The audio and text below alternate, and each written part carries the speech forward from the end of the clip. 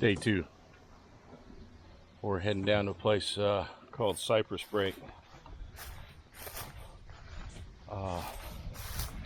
Down this way, hauling a boat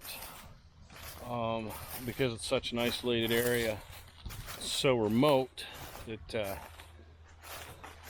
we think that might be a really good nesting area. So, day two, swamps, Louisiana, forest, bayou, and man in camo hauling a kayak.